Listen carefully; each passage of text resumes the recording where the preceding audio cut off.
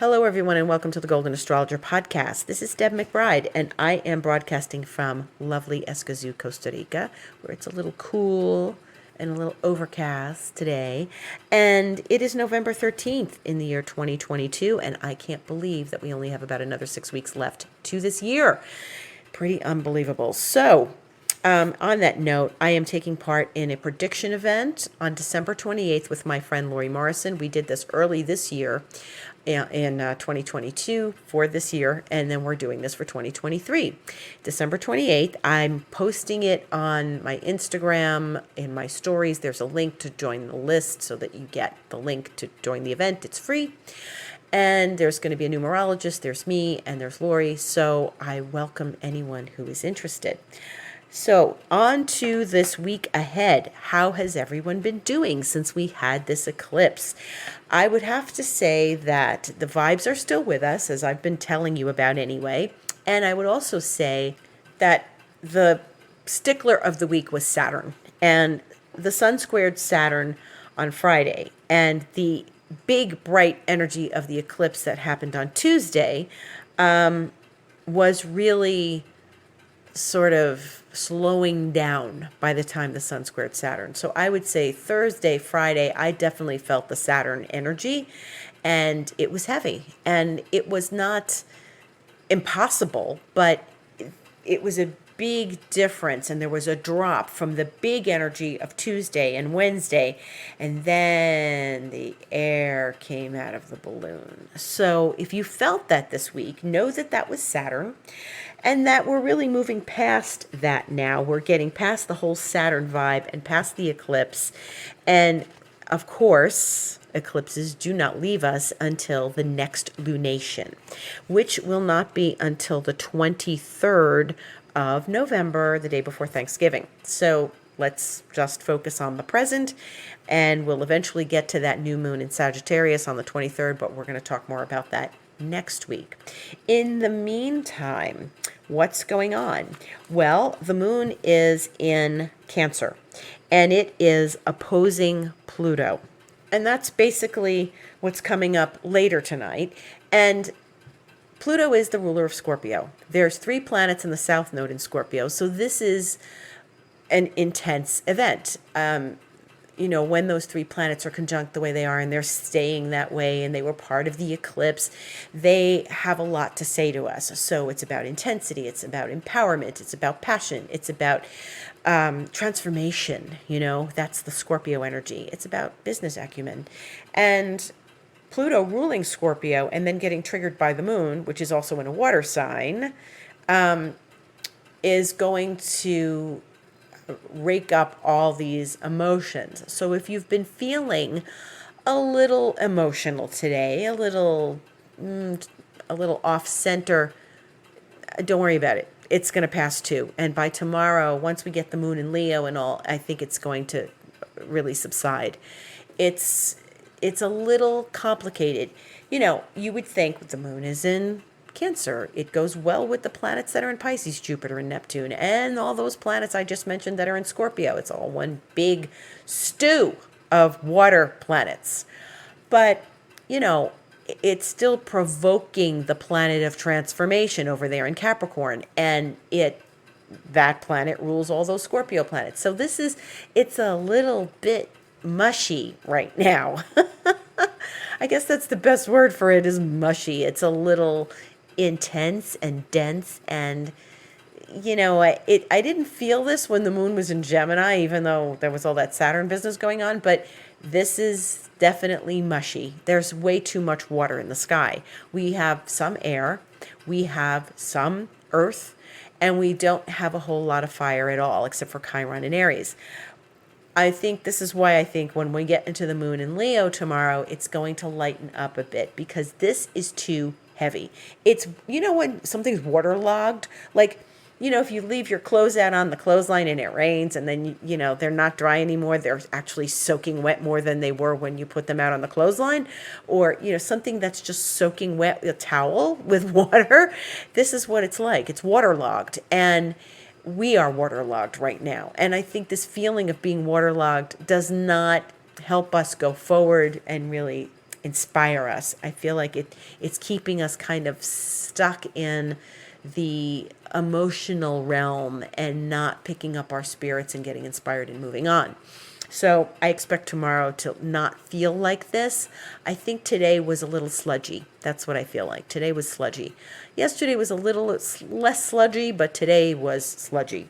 So now we get into some fire tomorrow, and grateful for that because we aren't experiencing fire in a while. Now, the good news is, and this is the big highlight of the week, is both Mercury and Venus are changing signs this week, and they are both going into Sagittarius. Yeah. So this is where the energy starts to pick up and starts to inspire us, and we get excited and we start to embrace freedom and expansion and all that good Sagittarian vibe. It's fiery, it's adventurous, it's a traveler, it's philosophical, it has faith, it has a thirst for knowledge. All those good things with Sagittarius are now coming to us. So I think what we're experiencing at the moment with all of this water is temporary, and it's a bit soggy. It is soggy. This is what it's like when it's soggy. So I think what we're feeling right now is sogginess. And tomorrow, in fact, tomorrow night in Eastern Time, 9:27 p.m., Mercury in Scorpio is going to sextile Pluto in Capricorn. So there's a real dialogue going on between, Mercury and Pluto. And then there was the dialogue with Venus sextiling Pluto, like in the wee hours of this morning. So they're communicating from Scorpio to Pluto, yes, but they're not shaking off the water. They're not shaking it off. And when your dog comes in from the rain or from swimming in the lake and it comes out and it shakes off and all the water comes off the dog, that's what we need to do right now, is shake off this water, because it's too much, too much. And I think it gets us caught up in stuff we don't need to be caught up in. Some water is good. Of course it is. Feeling, sensitive, creative, but this is a bit too soggy. It's just too soggy. And interestingly enough, it rained a whole lot here in Costa Rica this week. Oh my God, it rained so much that it actually got chilly the other night, and I had to use an extra blanket and all. So yeah, it was chilly. So this is what we want to shake off, and we're going to start doing that. Starting tomorrow, we're going to have the moon in Leo. And that's going to be 7:48 a.m. Eastern Time. So if you're in this region of the world, you're going to start feeling the fire coming in. And then tomorrow night, like Mercury is going to sextile Pluto. Okay, so that's the Scorpio influence. And then the sun is going to trine Neptune. And even though Mercury and Venus have talked to Neptune in the past few days, it's more soggy. It's the sun trining Neptune. That's a very lovely aspect. It is something very positive, and it is encouraging intuition and stuff, but it also encourages, that water sign, grudge holding, silent, I'm not talking to anybody, let me go sulk in my corner feeling, okay? So don't fall into that. That's not something you want right now. So we want to get past all that. Then we move into Tuesday, when Venus enters Sag later that night. It's about midnight my time, and then it's like 1 a.m. on Wednesday morning for the East Coast. But Venus going into Sag, the middle of the week is going to be a big shift. So then we've got Venus, who likes to be in Sag. She's a little spicy, she's fiery, she's adventurous. This is nice. This is a good passage of Venus into Sag. We like this. Finally, we're going to get some fire. And it's been so hard. When the 4 elements are not in balance, we really do feel that lack, and the fire is what gets us up and moving. And without it, we're gonna sit and be soggy in the corner and sulking and soggy. Okay, that's what it is, sulking and soggy. So we want to toss that sulking and soggy out, and we want to get to the fire of the week, and we want to get to all this embracing of our creativity and our passions and our inspirations and our get up and go. So by Wednesday, we're going to have more get up and go. And interestingly enough, Wednesday, we're going to get Mercury on its way out of Scorpio, speaking sweetly to Jupiter, which is the ruler of Sagittarius, which is at the very end of Pisces.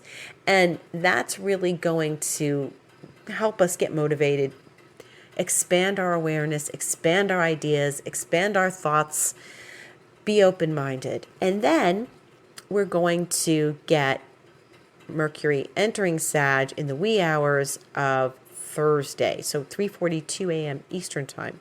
So then we're going to have a couple planets in Sag, and the moon will be in Virgo by then. It won't be in fire anymore, but that's okay. It's not in water. It's not in water. One less water sign. So a little Earth does us some good. But I love the fact that we're going into the fiery time of year. Sun won't go into Sag until the 22nd or so of, the 22nd. So that won't be until the following week. But this coming week, we need this fiery energy to get us up off our butts and get us past the eclipse and past all this water and moving forward in a very positive way. Sag is one of the most positive signs in the zodiac. It's ruled by Jupiter. It's happy. They're always looking at the bright side of things. They are optimistic. They're going to look maybe a little idealistically, but they're going to look at things that are going to bring us forward motion. Okay? They see big horizons. They see life as an adventure. They're usually people who are relatively cheerful, It's not a hard and fast rule. Every sign has its ups and its downs and its dark and its light. But, moving into more Jupiterian energy, these planets are going to be disposed of by Jupiter. Even though Jupiter is at the end of Pisces, it's still Jupiter. And we can start to embrace more inspiration and fiery energy, which I'm very happy about. It's really going to start helping us get past this whole sluggish sogginess. Okay. Now, there's other things going on this week. The sun is going to follow the path that Mercury and Venus have followed. So it's behind the two of them. They go first. So it's trining Neptune as they did last week. And then it's going to move into other relationships. Like it's going to sextile Pluto on the 18th, on Friday. And it's going to keep moving in the direction of it's going to trine Jupiter next Sunday. And that's very good too. But it's doing all these things because those planets, Pluto and Jupiter, are toward the end of their signs that they're in. Then the sun is reaching them as it's on its way out of Scorpio. We're coming to the last portion of Scorpio. This is the last full week of the sun in Scorpio. So Scorpio season is coming to an end, and then we go into Sag. Now, I've said this before on this podcast, and I will say it again. Sag is Santa Claus. Santa Claus, the big jolly guy in the red suit. It's Santa Claus. And so we're kicking in the holiday season. Now, I know that Thanksgiving is celebrated in the U.S. on the 24th, and the sun is going to go into Sag, and then we get into all this Sagittarius, let's go shopping for Christmas energy. And then what inevitably happens is we move from the sun in Sagittarius to the sun in Capricorn at the end of December, and all the sobering energy of Capricorn comes forward. Yes. And Mercury will eventually go into Capricorn and then go retrograde in Capricorn at the end of the year and do that until mid-January. So, enjoy this Sag energy as it arrives this week. This is a good thing. We want to just open up, and it's going to be a different experience altogether. You are going to feel like a cool wind blow into your life, and it's going to be fine. So I remember last year, once Venus left Scorpio, went into Sag, it was like, whoosh, wow, that was different. So we're going to have that same experience this week. Look forward to it. And then the sun will eventually go there. But we're moving slowly out of Scorpio. And so any darker work you need to do, any embracing of the ancestors, any embracing of the darker elements of life, I suggest you do that work now. If you're working on very intense emotional patterns, today's a great day to do that. And once we move into Sag, we're not going to feel like doing that. We're going to be more ambitious and trying to make things happen for the rest of the year and the beginning of next year. Now, probably I'm leaving like this one to this portion of the podcast, the middle of the podcast. What we have to contend with next Saturday is Mars in Gemini. Remember Mars in Gemini, it's retrograde, and it's squaring Neptune in Pisces. And that's 10:43 a.m. next Saturday, the 19th. Well, what to say about this? Because let me tell you, this happened before November. This happened, and I can't believe we're flying through November like this. So this happened on October 11th. It was a Tuesday, to the 12th, okay? And it was those 2 days we felt it, and it was like the middle of the night. And that was really tough. There was some really tough, self-defeating energy between Mars and Neptune. This is not an easy aspect, okay? We need to be very aware of our energies during this aspect. Okay, so this is the second passage of Mars to squaring Neptune. Now, Mars is, again, the planet of confidence, the planet of get up and go, the planet of courage, the planet of self-assertion, the planet of war. And it is retrograde, as you have heard me say 1,000 times since August. That it was up and coming on October 30th. And it is going to make the second square to Neptune. Now, Neptune is the planet of the invisible realms, the planet of fantasy, the planet of all things elusive, illusion, but also all things beautiful and breathtaking and inspirational spirit wise, and not in the fiery sense, but in the water sense, in the spirit sense. It is about getting a deep connection to spirit. Mars and Neptune are not entirely on the same page. Mars is all about taking massive action. Mars likes to, get up and make things work and like get in the car and drive. Neptune is saying, you don't know where you're going. The fog is too thick. You're not going to see straight in front of you. And I've used this analogy and this metaphor before. And my concern about this is that the last one was so complicated on the 11th of October, 12th of October, that it was really a defeating energy.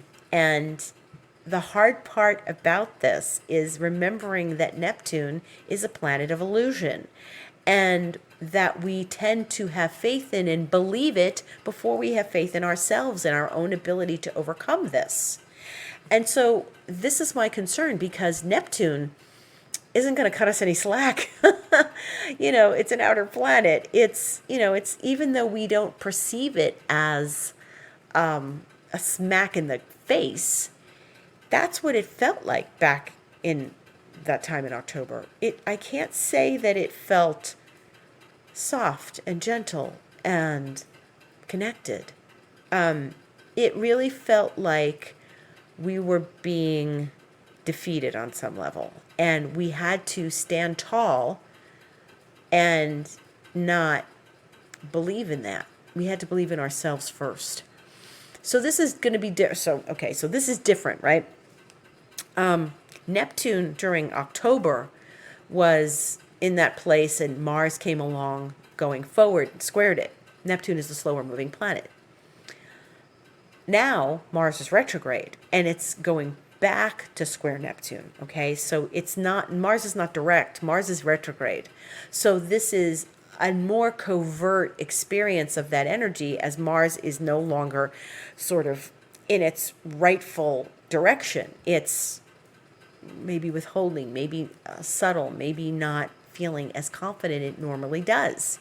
And so if it's moving forward and it squares Neptune, it's like hard enough. Now it's like, okay, I want to just roll over and go back to sleep, and it's squaring Neptune. This is not something that I feel like is going to be beneficial for us.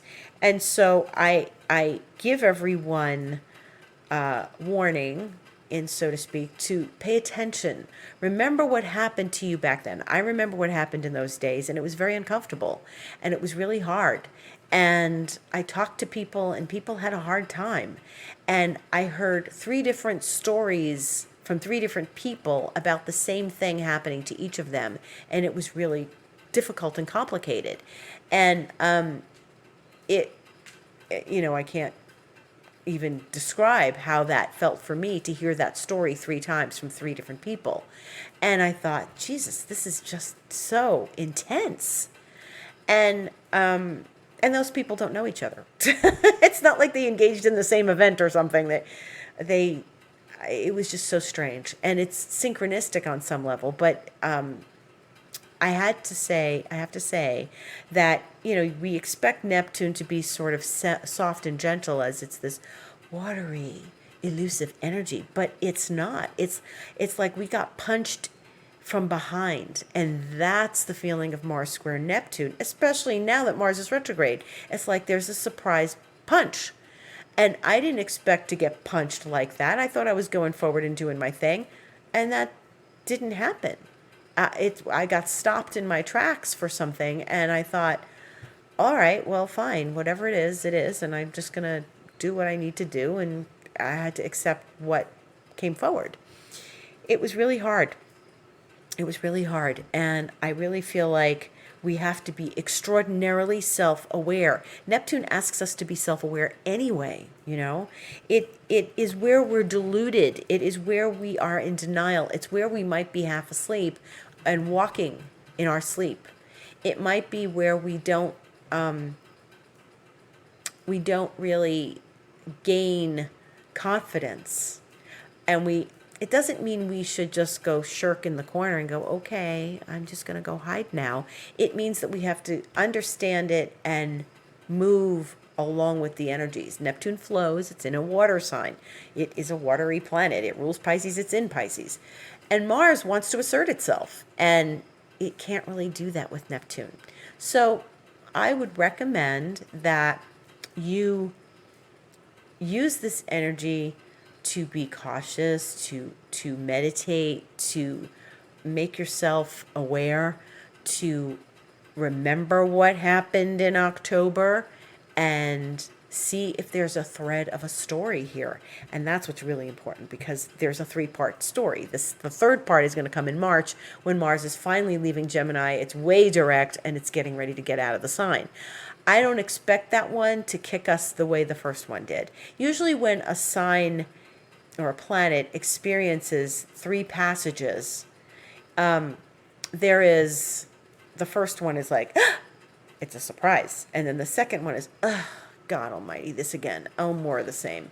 And then we're dealing with that. And by the third passage, we're like, I'm an expert. Thank you. I know how to handle this. So this is so close to the first one that I think that maybe we're still stinging from that. And it could actually slip by unnoticed. That's the nature of Neptune too. It's like, oh, hey, what was that? Oh, okay. It slips by unnoticed. There were times when I forgot Neptune was going retrograde, like in the past, over the years. And I'm like, oh my God, when did that happen? Neptune went retrograde. That's Neptune. It's like you forget about it. You get fooled by it. But when you tune into the real deep message of Neptune and work with the energy, it can be glorious. It's like really feeling that incredible sense of spirit. So Mars is going to tickle Neptune again, and then it's going to just keep continuing moving backwards. Now, the thing that I talked about in my Mars webinar, if you attended, or if you didn't, it's still available, is that Mars has been squaring Neptune all this time. That it went in before that October 11th, 12th date. It was hanging around and getting slow, and it came in to square Neptune, and we all felt it. And then it continued to square Neptune, because when it went retrograde, it never really left Neptune's realm. It continued to be within orb of Neptune. And it still is, obviously, because it's like going to be a little over a month, and it's going to square Neptune again. And then it's going to move way away from Neptune in Gemini, and then eventually turn direct. But that's not for a while yet. So we've got 2 more months of Mars retrograde. And really, I think that these two stories, like the story that'll come next Saturday and the story of October, may be related, as opposed to what's coming in March. I think by that time it won't really, it might have something to do with it, but not as, we'll have learned the lesson. We'll all be experts. Like, you're not going to fool me again. That kind of feeling. But our experience of this matters, okay? And how we use this energy matters. Mars, Neptune is tricky, okay? It's a tricky energy. You think you're gliding along, all's going to be great, and then you get tripped up. You're thinking you're overconfident. You can't be overconfident now with Mars in retrograde. You can't. You can't. And it'll continue, this energy will continue till really around Thanksgiving, and then it'll start to break up, and Mars will move away from Neptune. And then it moves back into Gemini, and it'll have another relationship with the planets. Of course, everything's going to be in Sag, so as things go through Sag, they'll oppose Mars, right? Because Mars and Gemini is opposing anything in Sagittarius. So all those Sag planets are going to eventually hit Mars one by one because Mars is in Gemini. So there'll be an opposition. And so we're just got to stay aware of that. But I don't think that they are anything detrimental. I think that this thing with Neptune, this teasing with Neptune, and Neptune can be fooling you. I think this is more worthy of our attention, and we need to pay attention to it. So I would think that our experience of this is we think we are moving forward towards something, and then we kind of get thrown back at ourselves, which is what I believe happened in October. And it's Mars getting all up in his ego, thinking, oh, this is going to be a breeze, and just play it with some caution and some foresight. Neptune offers us vision and insight and foresight. Use it, okay? Don't get ahead of yourself. Mars is slow. We have to take it one step at a time. Do not get overconfident. That is the number one thing to remember during, first of all, Mars retrograde and also Mars squaring Neptune. Do not get overconfident. Don't do it. Okay. What else is going to happen? The sun is going to trine Jupiter next Sunday, and that's going to be very lovely. And we are moving into some really positive vibes, as Mercury and Venus will conjunct the Monday after the 21st, and then the sun will go into Sag after that. So I feel like we are generally lifting our spirits and, moving towards holiday time. Maybe this will be a really sweet holiday spirit. But the exciting thing the following week, not this coming week, the following week, is that new moon in Sag that kicks out the eclipses and will also be happening moments before with Jupiter turning direct. So Jupiter ruling that new moon. So I think that's good. Now, in the meantime, the moon goes into Leo tomorrow, 7:48 a.m. It stays in Leo on Tuesday the 15th. It's going to stay in Leo Wednesday the 16th. It will go void Wednesday, 6:55 p.m. Eastern Time, squaring Mercury and Scorpio. And then the moon will enter Virgo at 8:04 p.m. Eastern Time. So really just about an hour and 10 minutes of void when we're all having dinner Wednesday night in this region of the world. And then it's going to be in Virgo. And it will stay in Virgo Thursday. It'll be in Virgo Friday. And the moon will we'll get lots done with the moon in Virgo, attending to details. And then it will go void in Virgo Saturday the 19th at 3:47 a.m. and then go into Libra almost 6 a.m. This is all Eastern Time. And then it'll be in Libra the rest of the weekend, Saturday, Sunday, and it won't really go into Scorpio till Monday the 21st. So we are just about moving through Leo, Virgo, Libra this week, and that bodes well. It's a little different. It's not so watery, and we need a change of element this week. And that's about it. I wish you a beautiful, beautiful week ahead.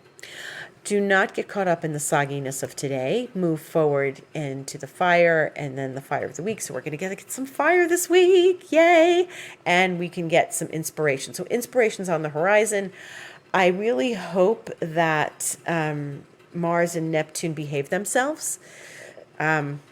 Just stay cool, stay aware, don't get overconfident, and enjoy the fire that's coming our way this week. And if you need to reach me for a session, I'm available. thegoldenastrologer.com, book online. I give daily reports on Instagram, and I'll be reporting on lots of different events that I'll be doing. I did an Internations event yesterday, went very well, and I'll be doing another one in January, and then there's this big prediction event on December 28th, so stay tuned. And if you are interested in Reiki, I do a fifth dimension Lemurian Reiki, which is extraordinary, and people love it, and it's very healing, and it feels very good, and it brings people a very wonderful sense of peace. So if you're interested in that, you can also book that through my site. I'm here on this podcast every Sunday, and I love that you listen to me, and I hope you all have a gorgeous, beautiful, fiery, exciting week. Thank you for listening.